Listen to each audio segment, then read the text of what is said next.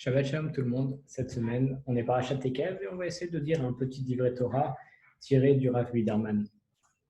On voit dans notre parasha, la notion de la Yirat Shamayim, de la crainte du ciel, a été largement commentée, car on a le passou qui nous dit « À présent Israël, qu'est-ce que Hachem attend de toi, si ce n'est de craindre Hachem ton Dieu ?» Rabbeinu Yona, dans Shaharet Shuba, il écrit à ce sujet en disant que sache que la crainte du ciel, c'est la base de toutes les mitzvot. Comme il est dit dans notre verset, donc dans la paracha, à présent, Israël, qu'est-ce que Hachem attend de toi si ce n'est de le craindre? Et d'ailleurs, c'est grâce à cette crainte du ciel que Kadosh Baruch Hu va désirer ses créatures. Comme il est marqué dans le Télim 127, Kadosh Baruch Hu désire ceux qui le craignent. D'ailleurs, les décrets de nos sages et toutes les barrières qu'ils ont émises, qu'ils ont établies, sont la base d'une existence fondée sur la crainte du ciel. Parce que justement, c'est de peur qu'on en vienne à transgresser la Torah qu'ils ont fait toutes ces barrières, à l'instar d'un paysan qui justement va faire des clôtures autour de son champ pour éviter que les bêtes sauvages ou bien les voleurs pénètrent et prennent ce qu'il a de plus cher. D'ailleurs, on voit dans Vayikra un verset qui dit « Vous garderez ma garde ».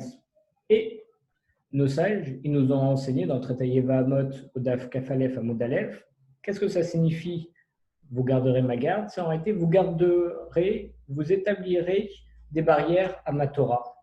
C'est pourquoi on enseigne dans le Talmud Yerushalmi, dans le traité Brachot, que les paroles de nos sages, elles sont plus chères que le vin de la Torah.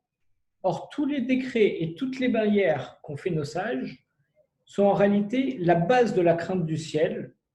Et c'est cette mitzvah, la mitzvah de la Yirat Shamayim, qui a la récompense la plus grande que toutes les autres mitzvot, étant donné que c'est le fondement de toutes les autres mitzvot. On voit d'ailleurs que la crainte du ciel, ça inclut aussi le fait de se préserver des mauvaises fréquentations.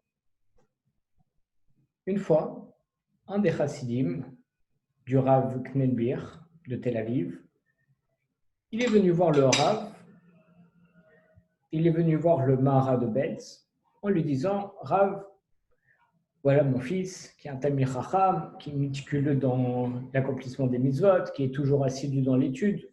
Il commence à se dériver du droit chemin et sa Yirat Shamayim, elle commence à se refroidir. Qu'est-ce que je peux faire par rapport à ça ?» Mara, il lui a dit, vérifie ses fréquentations.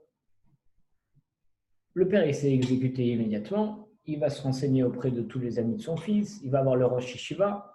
Et apparemment, tout va bien. Donc, il retourne voir le Rav en lui disant, voilà, Rav, apparemment, les fréquentations sont bonnes.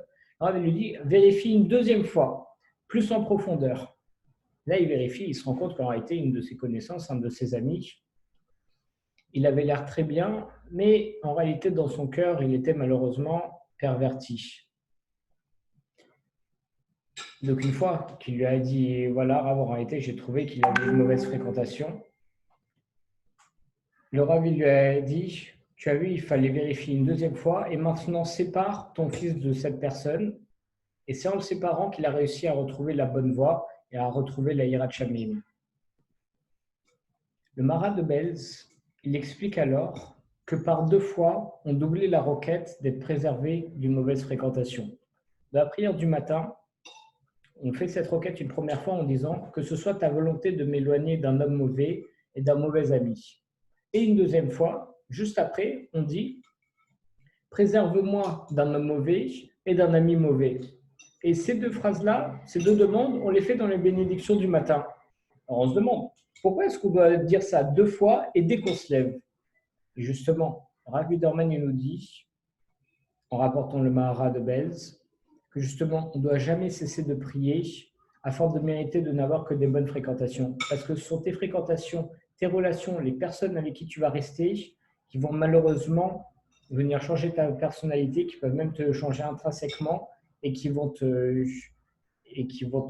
dériver du droit chemin. Chazéchem, ce sont des mauvaises fréquentations. C'est pour ça qu'il faut faire attention vers qui on se tourne. C'est pour ça qu'on dit toujours reste près d'un sage, reste près de ton rave, reste près d'érudits, pour justement pouvoir t'élever, pas des mauvaises fréquentations qui risqueraient de faire baisser. En espérant qu'on ait toujours le mérite de tomber sur les bonnes personnes, que tout le monde puisse s'élever ensemble, Beyachid, Beyachad, Shabbos.